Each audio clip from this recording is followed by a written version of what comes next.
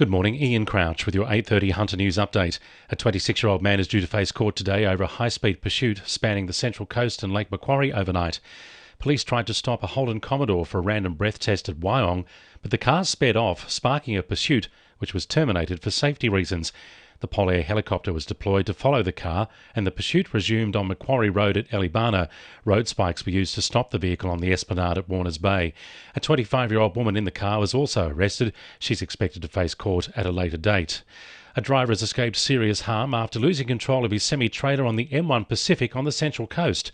Hayley Francis is there. Emergency services were first called to the Mount White exit on the M1 motorway around 1 o'clock this morning. On arrival, crews found the truck, which had crashed through a guardrail and down into a steep rocky embankment. Amazingly, the driver escaped, crawling out from the cabin moments before the truck erupted into flames. Fire crews are still on scene, dousing the now steaming wreckage. The far left lane, northbound just south of the exit, has been closed off. The driver at North Shore Hospital with only minor injuries. A 40-year-old man has been treated for smoke inhalation after a caravan and annex erupted in flames at South Maitland.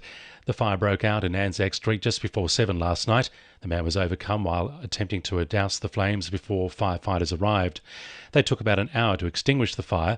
New South Wales Ambulance says the man was given oxygen therapy at the scene. The cause of the fire is not yet known. The future of Australia's energy and power supply will be front and centre tonight at a free webinar hosted by the Newcastle Institute. State government representatives, members of Newcastle Council and chemical engineer at the University of Newcastle, Dr Jessica Allen, will be hosting the event.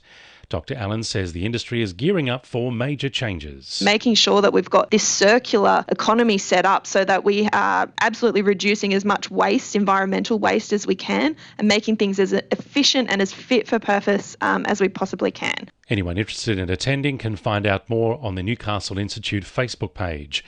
The Hunter Medical Research Institute is looking for volunteers for a drug trial to treat methamphetamine addiction. Researchers believe a drug used to treat ADHD could be effective in controlling cravings and withdrawal symptoms in people addicted to ice. They already have 142 people taking part in the trial and are looking for another 38 to be involved. All participants will be supported with counselling treatment. The Dean of Newcastle has extended an invitation to attend a service of remembrance for Prince Philip, Duke of Edinburgh. The service is an opportunity for the community to unite and remember Prince Philip's contributions in every facet of life. The Very Reverend Catherine Boyer says all Hunter residents are invited to come along. The memorial is at Christ Church Cathedral, Newcastle, on Church Street, Wednesday evening at 6 p.m, and everyone's welcome. We just ask that you register using the QR code as you come into the cathedral. 2NURFM Sport. The Jets' losing streak is over after their 1-1 draw with Perth Glory last night.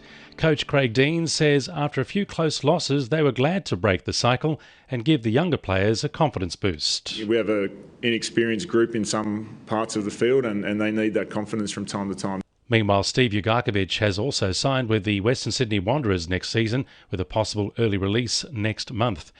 Newcastle swimmer Thomas Fraser-Holmes has decided to focus solely on the 200-metre freestyle in his effort to make a third Olympic Games. His decision to cut the individual medley comes after avoiding shoulder surgery to give him the best chance of qualifying.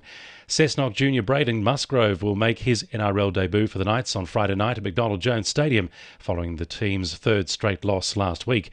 And Lambton's Cale Bradbury is again on top of the goal scorers list after the opening 3 rounds of this year's Northern New South Wales NPL.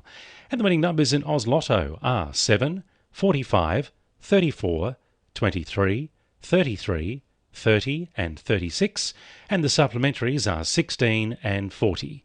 And now you're up to date with the latest 2NURFM Hunter News.